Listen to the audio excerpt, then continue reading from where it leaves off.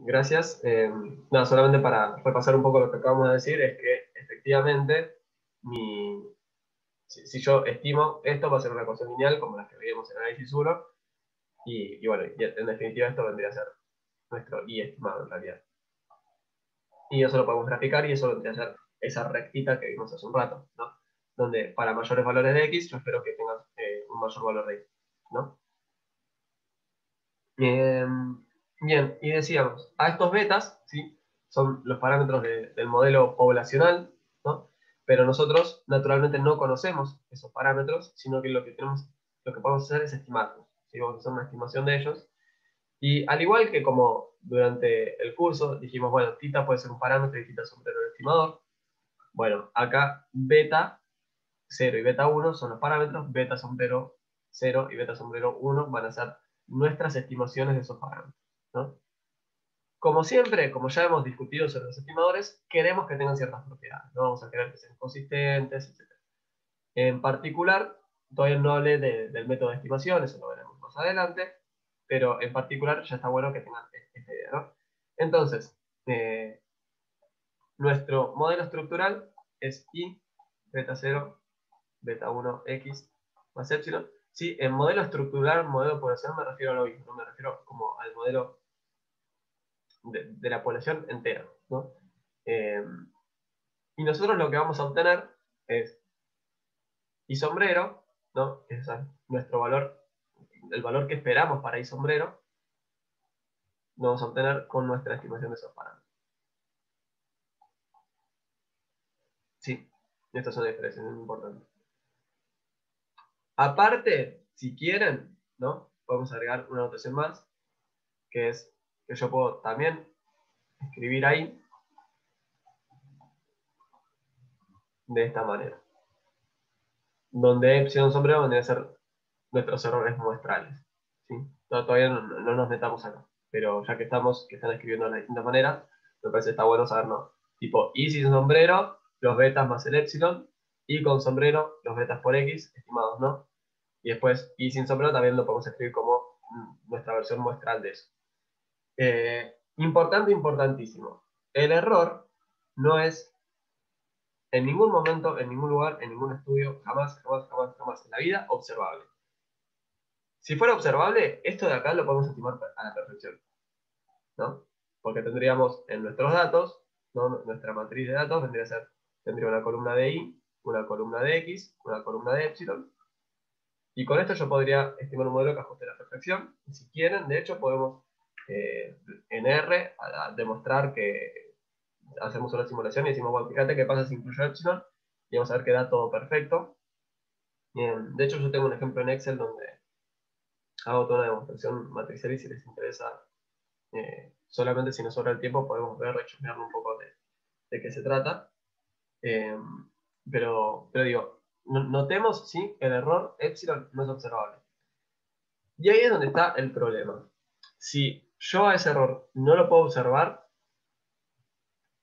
cuando yo le aplique supuestos y restricciones, va a ser complicado demostrar que eso satisface esos supuestos o que cumple con, o sea, que el comportamiento de esa variable es la que yo necesito, ¿está bien?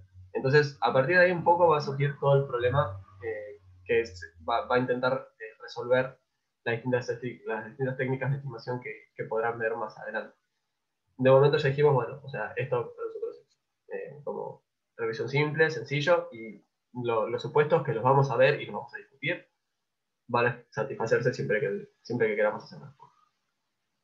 Entonces, bueno, yo acá nuevamente estoy enfatizando en esta diferenciación que hicimos recién, ¿no? Donde I es el valor real, no es el ingreso que tenía Pepito, y sombrero es el valor estimado, es el ingreso que yo espero para Pepito, dado que Pepito tiene ese nivel de variable explicativa, ¿no? O consumo e ingreso, ¿no? Digamos, si nos quedamos con el ejemplo del ingreso explicando el consumo, Y vendría a ser, si quieren le podemos agregar el subíndice I, ¿no? Para que quede más claro que esto es el de una solución en particular. Esta vendría a ser el consumo verdadero de Pepito, e Y sombrero sub I vendría a ser el consumo que esperamos para Pepito, dado que Pepito tiene ese nivel de ingreso, ¿no? El modelo real, bueno, ya dijimos que era este. El estimado, vamos a tener los beta sombreros, ¿sí? Y eso nos va a devolver una y sombrero, una y estimada. Y nosotros lo podemos expresar incluyendo los errores muestrales. Yo acá les pongo muestrales en letra cursiva. ¿Por qué? Porque, bueno, porque efectivamente estos no son los verdaderos errores. ¿Está bien? Súper importante eso. Y acá me comí el sombrero, ¿sí? ¿Cómo obtenemos los errores muestrales? Vamos a tener los niveles de consumo de todas estas personas y yo le voy a restar los niveles estimados de consumo de esas personas, ¿no? Entonces, por ejemplo, Pepito consume 10 pesos y mi valor estimado era 11 pesos. Bueno, entonces 10 menos 11 menos 1, mi valor estimado, ¿no?, de ese error muestral vendría a ser menos 1. Epsilon notemos que puede tomar valores positivos como negativos, ¿no? Yo hace un rato di un ejemplo donde una persona tenía en realidad, no sé, creo que ahora estamos hablando del ingreso y la educación. Bueno, quedémonos con el consumo y el ingreso. También podría ser que una persona, no sé, es súper ahorradora, ahorradora compulsiva, le encanta ahorrar.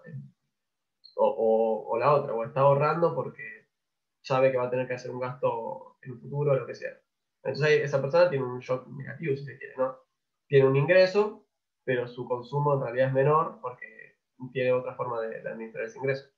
Entonces, bueno, en el gráfico, la recta era la representación gráfica de nuestro isomero, ¿no? Que tenía de esa forma de recta y todo lindo, porque es una regresión simple. Pero, Sebas, sí, ¿qué significa que los errores muestrales no sean los verdaderos?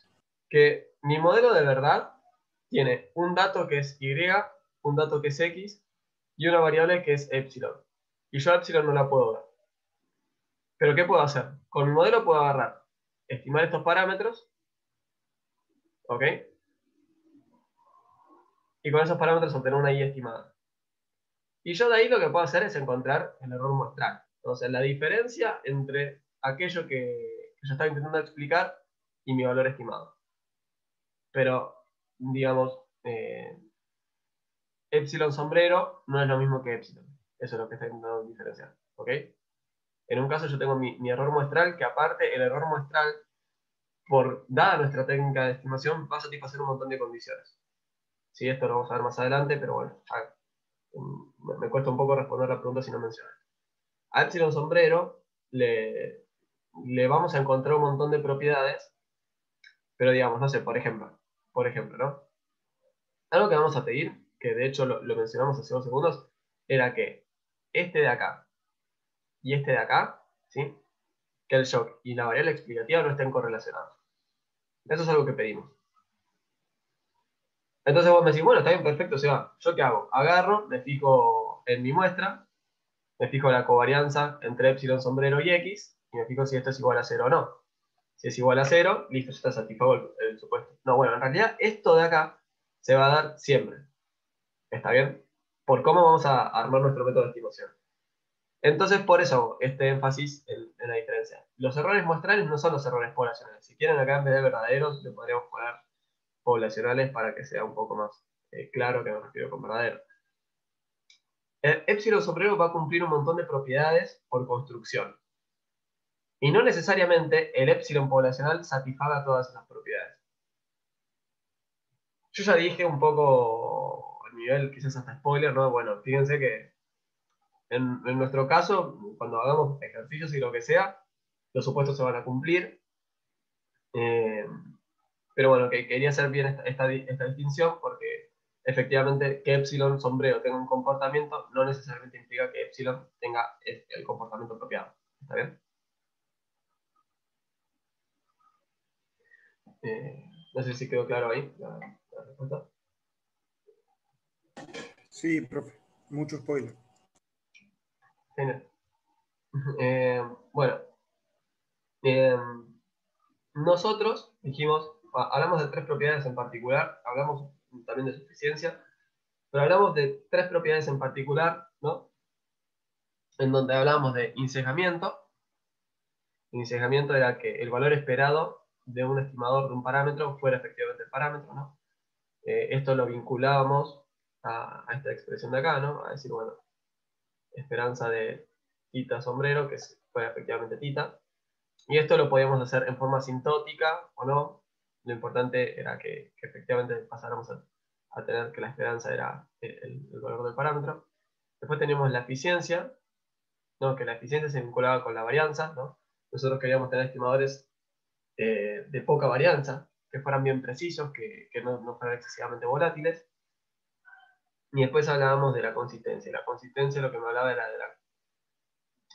Bueno, de eso que quizás no es tan lindo puesto en notación, ¿no?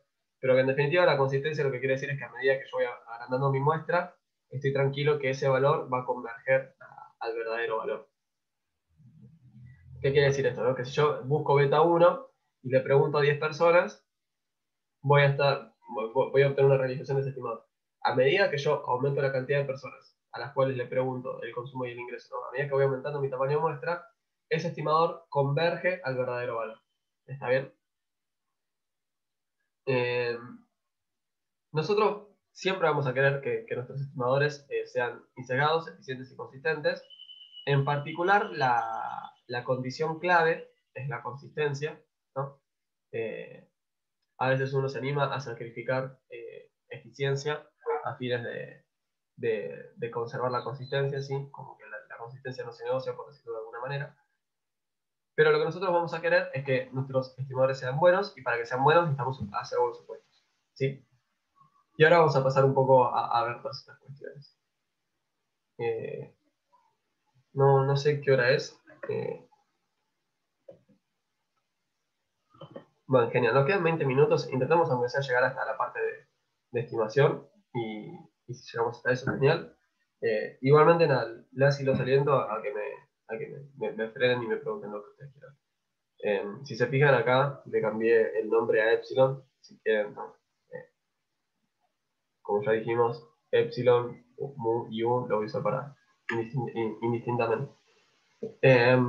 Primero, bueno, ¿cuáles son los supuestos de Gauss-Markov? ¿No? En general, como que hay distintas versiones de esto, en particular, ¿sí? Acá voy a presentar un poco esto que se condice más con la que yo di la primera vez que, en el primer curso de econometría del cual participé. La primera viene a ser la linealidad de los parámetros, ¿no? Que es que el modelo puede expresarse de esta manera, ¿no? Que vendría a ser un modelo no lineal de los parámetros, que y en realidad es igual a la raíz cuadrada de beta 0 más beta 1 por x más 1.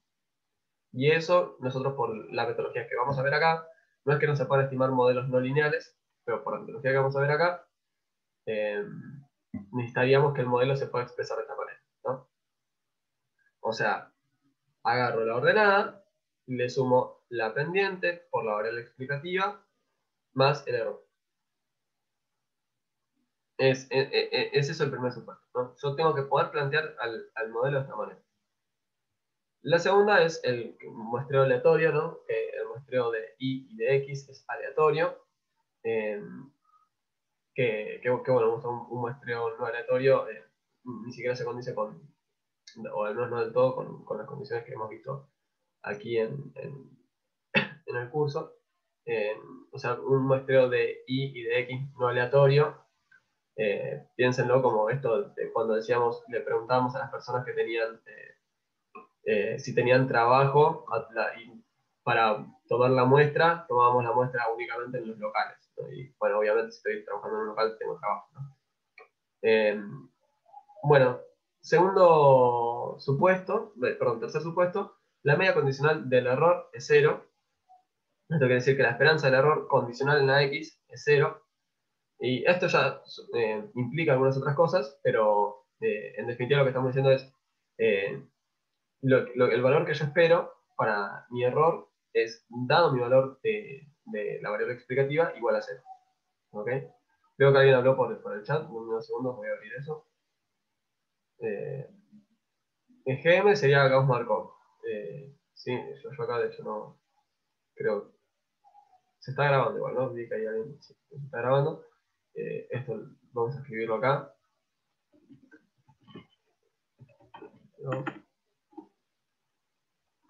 Markov. Acá estamos. Gracias ahí por la pregunta, que es importante. La verdad tendría, después le pondré. El siguiente supuesto es homocedasticidad, ¿sí? Lo que pide la homocedasticidad es que la varianza condicional del error,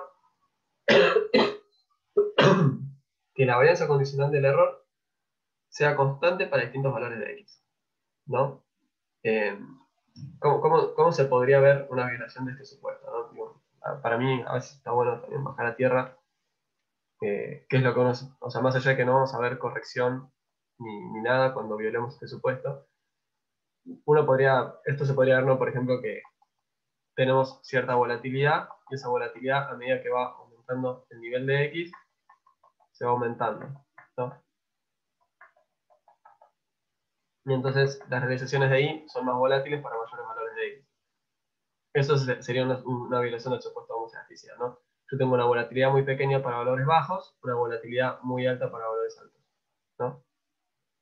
Y esto podría adoptar la forma que queramos, ¿no? O sea, quizás mayor volatilidad para niveles bajos, mayor volatilidad para niveles altos, pequeña volatilidad para niveles medios, y así. Sí, eso lo podemos ir viendo en cada caso. Yo solamente estaba dando un ejemplo.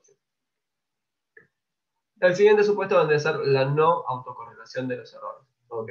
Que no están autocorrelacionados los errores, quiere decir que el shock que recibe una persona, no, o un individuo, un hogar, una empresa, si la unidad de análisis que estemos trabajando no está vinculado con el shock que recibe otro.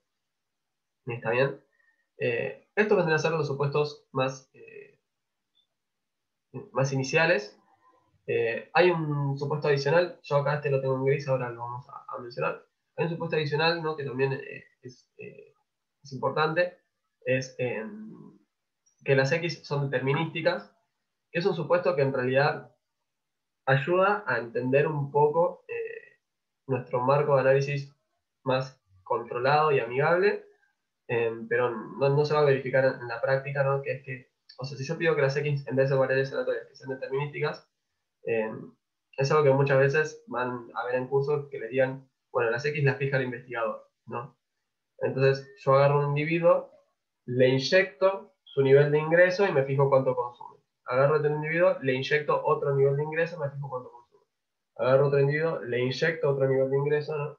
Entonces, si eso lo estoy controlando yo 100%, bueno, pues estoy súper contento y sé bueno, que esto va a estar bien. Digo, es un ambiente súper controlado, pero no es muy realista y por eso no lo incluí acá. Y este último supuesto que pongo acá, ¿sí? Que es la distribución normal de los errores, lo pongo en grisecito. Lo pongo de ese color porque es un supuesto prescindible, que no, tiene sus ventajas hacer este supuesto. Suponer que los errores de distribución normal va a hacer que los estimadores de mínimos cuadrados ordinarios, que ya los veremos, se condigan con aquellos de máxima verosimilitud. Y bueno, y buenísimo todo eso, pero no es un supuesto necesario que nos vaya a cambiar la estimación ni nada. Y hago un comentario nomás, que es el siguiente, que esta condición de acá, ¿sí? Ya me está implicando que la covarianza de x con el error es igual a 0, ¿sí? Decir esto implica lo otro. ¿Ok?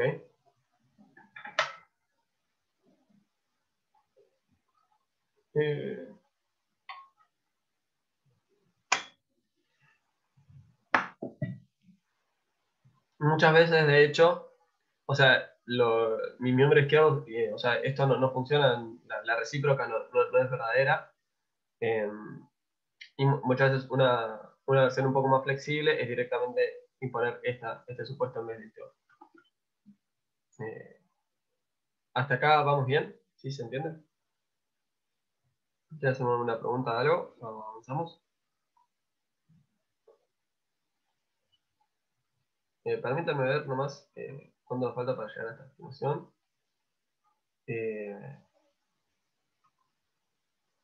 Bueno, o sea, quizás estaría bueno que lleguemos hasta la parte de algunos cuidados, ¿ok?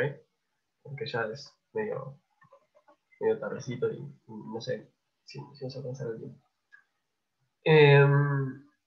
Bajo todos estos supuestos, ¿sí? Bajo todos estos supuestos, nuestras estimaciones van a ser insesgadas, eficientes y consistentes, ¿no? ¿Qué quiere decir esto? La esperanza de beta sombrero va a ser beta, ¿sí? Para cada uno de los betas. La varianza va a ser mínima, ¿sí? Van a ser, yo puedo proponer otro estimador y ese otro estimador va a tener mayor varianza que el nuestro, va a ser menos eficiente, entonces nuestro estimador también es eficiente. Y por último, también serán consistentes, ¿no? En otras palabras, a medida que yo vaya aumentando el tamaño de muestra, mi estimación debería converger al verdadero valor, al valor poblacional. ¿Está bien? En el texto de Bacchini, el primero y el segundo no figuran, pero están implícitos a partir de todo el desarrollo. ¿Ok? Digo por si no lo encuentran. Por eso digo que hay distintas versiones. Bueno, acá estoy comentando lo que escribimos hace un rato. Nuestro supuesto 3 implica que la covarianza entre el error y la variable explicativa es 0. Los supuestos 4 y 5, que vendrían a ser los de la autocorrelación y de la homocedasticidad, ¿sí? Estos dos supuestos, son dos supuestos que se pueden relajar y si lo hacemos, tendríamos estimadores insesgados y consistentes, pero serían ineficientes. ¿Ok? O sea, si yo aumento el tamaño de muestra al infinitum, bueno, igualmente el valor de mi estimador debería converger al verdadero valor. ¿Está bien? El supuesto quizás más importante de todos, el más clave, el que no se negocia por ningún motivo, es que la covarianza entre el error y la X es 0. ¿Está bien? Si nosotros no garantizamos ese supuesto, los estimadores van a ser sesgados e inconsistentes. ¿Ok? Es indispensable satisfacer ese supuesto. Un ejemplo donde violamos ese supuesto, ¿no? O sea, ya mencionamos un poquito la violación de los otros. Discutamos nomás rapidito cómo podría ser que si yo tengo este modelo, ¿no? Lo voy a escribir por acá arriba.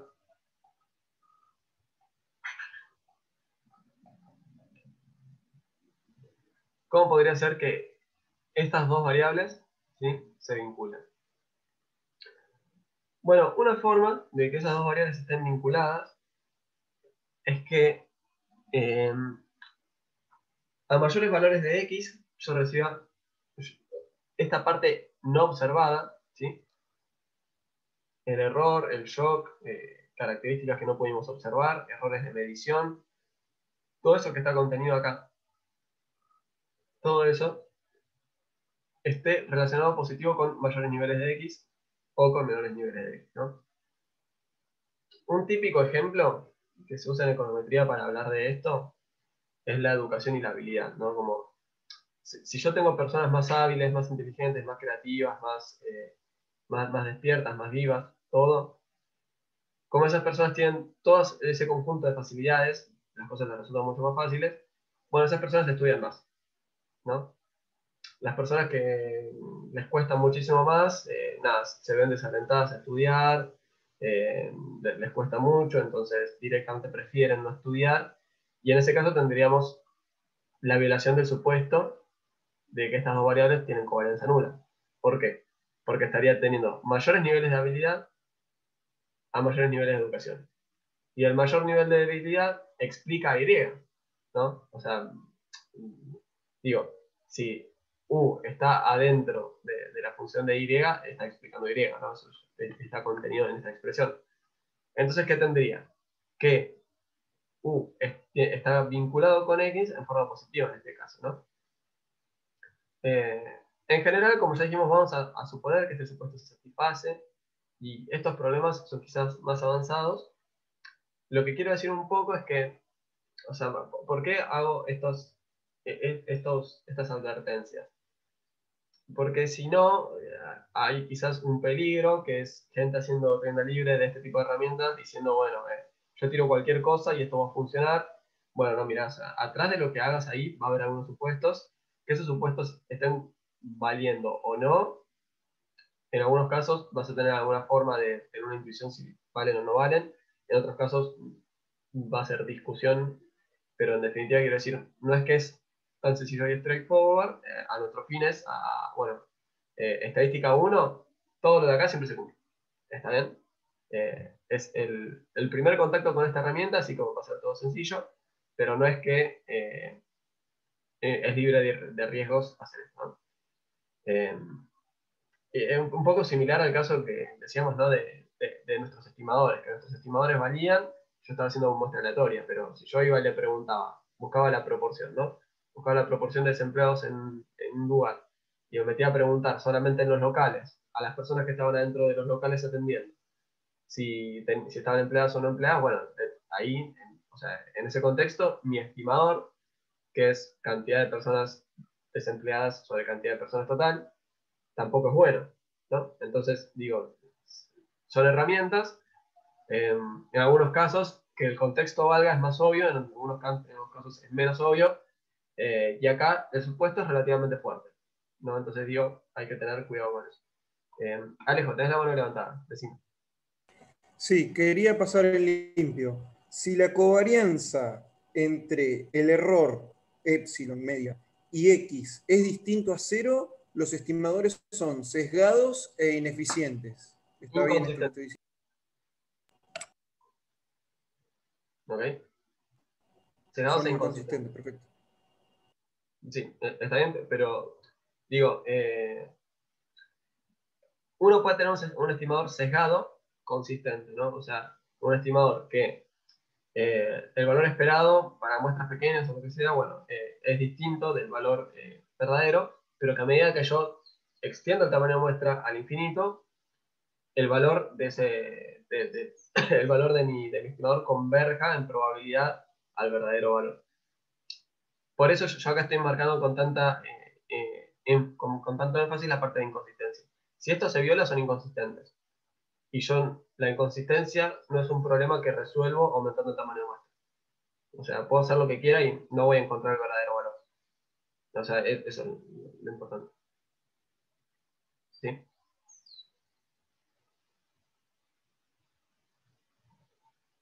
Eh, ¿Te quedó la mano levantada, Alejo? No sé si quieres hacer una pregunta adicional o... No, no, no, no. Me pareció parcialístico, entonces lo quise aclarar y anotar. Ah, ok, está bien. Sí. Buena palabra esa. Eh, bueno, o sea, comentarios de esto, bueno, puede ser que en algunos se impongan más restricciones como esta de las X que sean determinísticas. A los fines de del curso, todos los supuestos van a valer. Este es nuestro set de supuestos. Esto no implica que no haya que conocerlos y entender lo que estamos suponiendo. O sea, que yo les diga, esto va a valer, quiere decir que si yo les doy un ejercicio y les digo, estímame beta 0 y beta 1, ustedes van a poder estimar beta 0 y beta 1. Si les doy un ejercicio y ustedes me dan esa estimación, no van a tener que decir, bueno, pero esto no vale porque estamos tan correlacionados. Entonces, la idea es que es el primer ejercicio, o sea, va a ser todo un poco más ambiente controlado, ¿no? En ese sentido, quiero decir. Pero no por eso desconocemos los supuestos y no nos frustra. En econometría van a ver cómo lidiar con algunas situaciones y, y ya que estamos, o sea, voy a usar una palabra, ¿no? Que está buenísimo que ya lo conozcan desde ya, que es que este supuesto, ¿no? Normalmente lo llamamos como exogeneidad, ¿sí? La exogeneidad quiere decir o sea, que X es una variable exógena quiere decir que es una variable que no está relacionada con el error, ¿sí? En general van a ver que, o sea, quienes estudian economía, van a ver que hay dos formas de hablar de variables endógenas y exógenas, ¿no? Como que hay un sentido quizás macro o económico y un sentido más econométrico. Cuando hablamos del sentido macro, una variable exógena es más tipo una variable que setea la política en algunos modelos, por ejemplo. Una variable que no va a ajustar si yo toco otra cosa, ¿no? Un modelo y hay un montón de variables, bueno, entonces tengo un golpe acá, esta variable exógena no se ve afectada. En econometría, en estadística, cuando hablamos de exogeneidad, hablamos de que una variable X no está relacionada con el término de error, ¿no? Entonces, eso vendría a ser nuestro supuesto de exogeneidad. Si no, si ese supuesto se viola, vamos a tener un problema de endogeneidad, ¿sí? Lo contrario a exogeneidad es la endogeneidad, ¿no? Eh, ¿Sí? Si supongo exogeneidad, estoy suponiendo que no estoy diciendo no exogeneidad, ¿no? En definitiva, cuando nosotros hablamos de los errores y todo, dijimos, yo a Epsilon no lo voy a ver. Y como yo a Epsilon no lo voy a ver, no voy a poder testear esto. Porque si yo no conozco U, si yo no conozco U, no puedo testear todo esto. Todavía no hablamos de nuestro método de estimación. Esto de acá se va a satisfacer simplemente por el método de estimación. Cuando, o sea, este término de acá va a ser eso por nuestro término de estimación, por nuestro método de estimación. Esto de acá no quiere decir que siempre va a ser un supuesto que va a estar, que es un supuesto que no tiene relevancia, ¿no? Digo, no es excesivamente estricto, pero digo, es realmente importante hacer esa diferenciación, ¿no? Y hoy hay cada vez más metodologías y más literatura que dice, bueno, ¿cómo puedo hacer yo para trabajar en un contexto donde este supuesto vale? ¿Sí? Y si quieren, hasta podemos comentar más de todas esas cosas. Bueno, yo acá medio que ya les di un ejemplo donde podríamos estar violando ese supuesto, ¿sí? Piensen ahora ustedes en algún ejemplo, ¿no? Cualquiera, dos variables vinculadas, ¿no? Donde, eh, no sé, por ejemplo, en el ejemplo que había dado, creo que, no me acuerdo si Alejo o Esteban, de los fumadores, ¿no? Creo que había sido Esteban, que decía, bueno, la cantidad esperada de personas con una enfermedad, la cantidad de personas que están fumando. Eh, a mí ese ejemplo quizás me hace un poquito de ruido porque quizás tiene más sentido pensarlo en términos de proporciones, ¿no? Eh, pero pensemos que tenemos un montón de regiones todas con el mismo tamaño de población, ¿no? Entonces imagínense que las personas que más fuman también son las personas que más tratamientos médicos hacen, ¿no? Entonces, nada, naturalmente lo que voy a tener es, o no sé, digamos que la, que las personas que fuman, aparte, no sé, se vinculan con otra cosa que evita que tengan esa enfermedad, ¿no? Entonces, digamos, no es que vos fumes no está vinculado con esa enfermedad. El problema es que cuando vos fumas, aparte, tenés el tema este, que te estás cuidando más o lo que sea, ¿no? Entonces, lo que estoy haciendo es violar ese supuesto. Hay un ejemplo, ¿no? Que da Sosa Escudero en un libro que se vincula súper con este que están mencionando en este ejemplo, que es que en su momento se había hecho un estudio, ¿no? Y decían, bueno, me fijo la salud y si la persona fuma o no, ¿no? Y si la persona fuma, eh, entonces digo, si la persona fuma y tiene mejor salud, digo que en realidad el cigarrillo no es perjudicial para la salud. Si la persona fuma y tiene peor estado de salud, bueno, entonces efectivamente voy a constatar eso. Entonces, nada, bueno, como que el estudio que ponía de ejemplo Susan Cubero, lo que hacía era ir a la puerta de un shopping o algo así y le preguntaba a la gente, hola, ¿fumás? ¿Cómo es tu salud?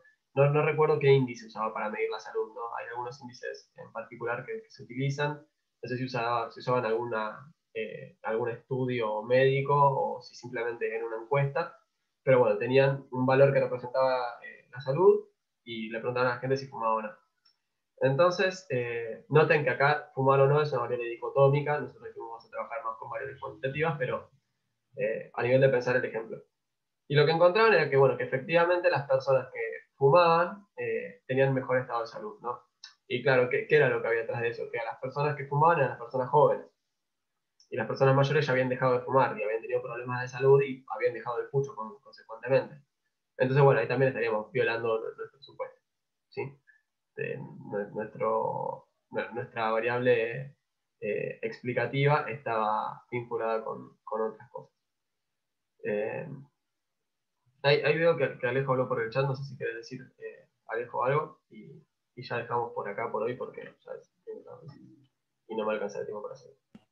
Se me ocurrió, ya que estoy hablando tanto, se me ocurrió decir algo, una relación negativa. Bien hincha de River, te digo, a mayor nivel de partidos que juega Gallardo, menor proporción de notas, por la proporción de victoria que tiene, pero no sé si ni siquiera está bien.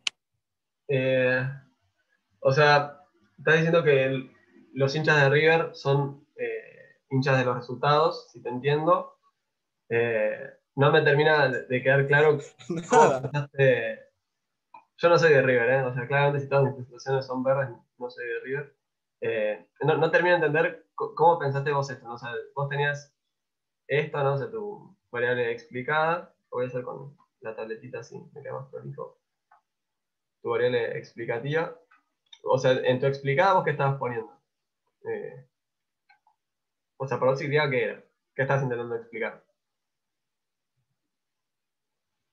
Que va a ganar más partidos, o sea que hay más posibilidades de ganar un partido. ¿O está mal lo que estoy diciendo? Eh, o sea, bueno, por esto para mí está buenísimo pensar ejemplos, ¿no? Porque, o sea, a mí me ha pasado de ir a clases y que quizás uno hasta propone modelos que son difíciles de poner. O sea, siempre a las variables piénsenlas de la forma más concisa posible, ¿no?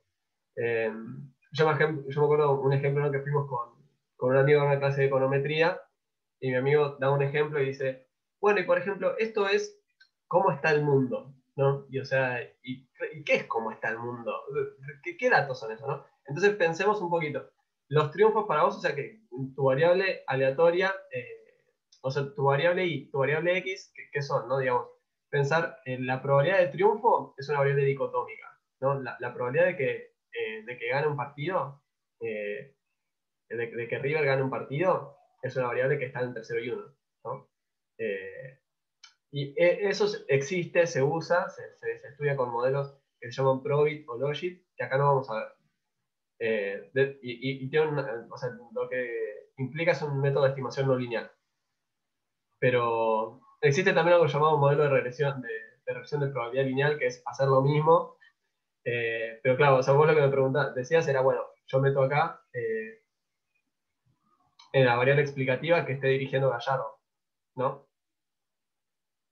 Claro, por el porcentaje de victoria que tiene. Ok, y en Epsilon, ¿cómo decías que eso se vinculaba con Epsilon? Y que es una relación negativa, como Gallardo tiene 300 partidos, no, 301 partido y ganó 157, es decir, cuando juega el River de Gallardo hay menor probabilidad de... Claro, perdón. La clase o sea, ya es la una, así que nos quedamos acá con Alejo y creo que también tenía que hablar con alguna persona que me había mandado algunos mails, así que esas personas quédense si quieren y lo vemos. Ahora nos quedamos Alejo con vos y resolvemos esto. Más que nada para saldar esta cuestión de la vinculación entre X y Epsilon, ¿ok? Em, Nada, la clase la dejamos acá, así no nos pasamos del horario. Y yo ahora vuelvo a entrar, ¿eh?